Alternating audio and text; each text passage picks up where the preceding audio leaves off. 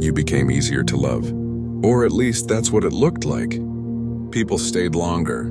There was less conflict, less rejection, less friction. But somewhere along the way, you started leaving parts of yourself behind, not because you chose to, but because you slowly learned which version of you people were willing to stay for.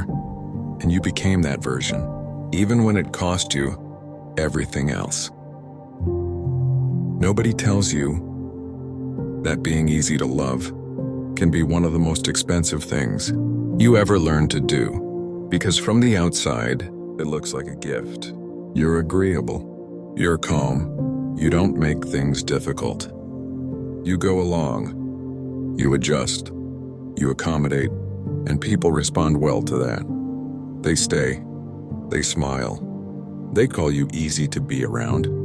And for someone who has spent years wondering if they were too much, that response feels like relief. Like finally, you found the version of yourself that people don't leave. What you didn't know then, what you couldn't have known, was that the version of you they were staying for wasn't really you at all. It was a version of you with the difficult parts removed. And you didn't become easier to love because you became better. You became easier to love because you became less visible. It started with something that felt good. When you agreed, the energy in the room stayed light. When you went along, there was no tension. When you didn't push back, things stayed smooth. And smooth felt safe. And for someone who had experienced what happened when things weren't smooth, smooth was everything. So you learned to create it. Not consciously, not as a strategy, but as a response to what kept working. You noticed that when you adjusted, people were warmer. That when you made yourself easier, there was more affection. That the less you asked for, the more secure things felt. And so without anyone telling you to, you started optimizing for warmth, for stability, for not being the reason things fell apart. And every time it worked, every time the room stayed easy, because you made it easy, the lesson got reinforced. This is how you keep people. Over time, you developed a map. Not a conscious one. Not something you could have written down, but a map nonetheless. A map of which parts of you were safe to show, and which parts made people uncomfortable. Your humor is safe. Your helpfulness is very safe. Your opinions sometimes safe, depending on the person. Your needs and rarely safe. Your anger and almost never safe. Your disappointment dangerous. Your full unedited self unknown. You learned this map the way most people learn it, through reactions. The slight withdrawal when you said something too honest. The change in tone when you asked for something they weren't prepared to give. The way a conversation shifted when you didn't agree. The way they expected. None of it was dramatic. None of it was a clear message. But it was a message, and you received it. So you began to edit, not all at once, not in one decision, but slowly, draft by draft. You removed the parts that felt too risky to keep, the opinions that sparked tension, softened then swallowed, the needs that felt like too much, minimized then buried, the disappointment you felt, quickly covered with "it's fine," the anger, compressed into patience, that didn't feel like patience, but had nowhere else to go. And with every edit, you became easier, more agreeable, more accommodating, more pleasant to be around. And the people in your life responded with more warmth, more comfort, more of the closeness you had been reaching for. So the editing continued because it was working, until one day you looked at what was left and didn't quite recognize who you were looking at. At some point, maybe more than once, you tested it.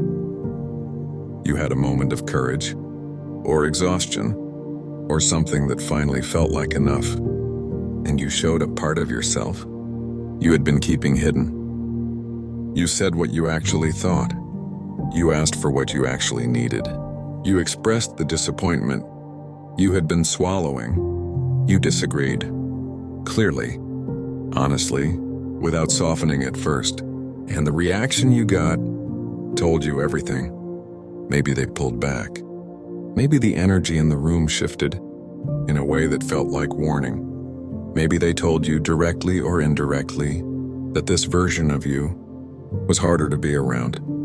Maybe they didn't say anything at all, and the silence was louder than words would have been. Whatever it was, it confirmed what part of you had always suspected. The version of you that was easy to love was not the version of you that was fully real. And the version of you that was fully real made them uncomfortable. So you put that version away and went back to being easy, because being easy, at least, meant not being alone. Here is the part that nobody talks about. The grief, not the grief of losing someone. The grief of realizing they were never really with you. They were with the version of you that didn't ask difficult questions, that didn't have edges, that didn't take up too much space. They were comfortable with you. But comfort is not the same as knowing. And somewhere in you, there is a part that has always known this. The part that felt lonely, even in the middle of connection. The part that wondered, what would happen if you showed them everything? The part that held back, not because you didn't want to be known, but because you were afraid that being known would mean being left.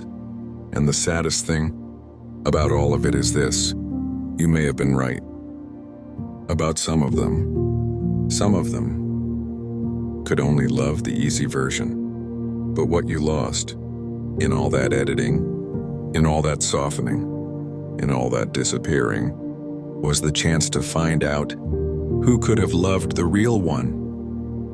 Being accepted is not the same as being known. Being loved for your easiness is not the same as being loved for yourself.